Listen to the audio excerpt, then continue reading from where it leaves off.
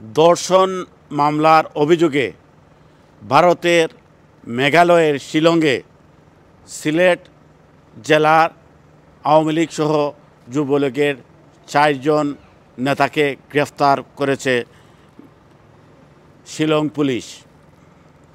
রোববার ভারতের পশ্চিমবঙ্গের রাজধানী কলকাতার নিউ টাউন এলাকার একটি ফ্ল্যাট থেকে তাদেরকে গ্রেফতার করা হয়। এরপরই তাদেরকে মেঘালয়ের রাজধানী শিলংয়ে আনা হয়েছে।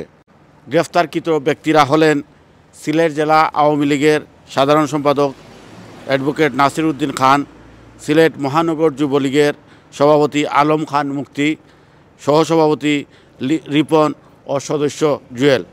এছাড়া অন্য আটকরা সিলেট জেলা স্বেচ্ছাসেবক লীগের সভাপতি আফসর আজিজ ও সাধারণ সম্পাদক দেবাংশু দাস মিটু। শিলং পুলিশের একটি নির্ভরযোগ্য সূত্র জানিয়েছে, আওয়ামী লীগের নেতারা সিলেট থেকে পালিয়ে শিলংয়ে অবস্থান করার সময় তাদের আবাসস্থলে একটি ধর্ষণের ঘটনা ঘটে। এ ঘটনায় ভুক্তভোগী শিলং থানায় 6 জনকে আসামি করে একটি মামলা দায়ের করেন। এই মামলায় তাদেরকে গ্রেফতার করা হলেও আরও 2 জন আসামি পলাতক রয়েছেন। সূত্রে আরও জানা গেছে, কলকাতার ওই ফ্ল্যাট থেকে নাসির, মুক্তি, রিপন ও জুয়েল ছাড়াও সুনামগঞ্জের এক ইউপি পরিষদ চেয়ারম্যানকেও গ্রেফতার করেছিল শিলং পুলিশ। পরে সেখানে অবস্থানরত আওয়ামী লীগের প্রেসিডিয়াম সদস্য জাহাঙ্গীর কবির নানক, কেন্দ্রীয় সাংগঠনিক সম্পাদক শফিউল আলম চৌধুরী নাদেল তাদেরকে ছাড়াতে তদবির শুরু করেন। এরপর মামলার এজাহারে নাম না থাকায় ওই ইউপি চেয়ারম্যানকে ছেড়ে দেওয়া হয়। এই ঘটনাটি বাংলাদেশের বিভিন্ন গণমাধ্যমে প্রকাশ করা হয়েছে।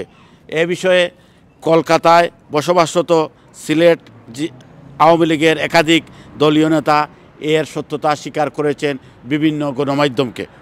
অপর একটি সূত্র বলেছে, ধর্ষণের ঘটনায় জড়িত মূলত সিলেট মহানগর যুবলীগের সহসভাপতি রিপন ও সদস্য জুয়েল, কিন্তু আওয়ামী লীগ নেতা নাসির খান ও যুবলীগ সভাপতি মুক্তি সহ সবাই এক ফ্ল্যাটে অবস্থান করায় তাদেরকে ও মামলার আসামি করা হয়েছে। তাই পুলিশ তাদের গ্রেফতার করা হয়েছে। এই ঘটনাটি এই ধর্ষণের ভারতের শিলংয়ের মেঘালয় 5 আগস্ট বাংলাদেশে ছাত্র গণ অভ্যুত্থানে শেখ হাসিনা পালিয়ে ভারতে অবস্থান করছেন।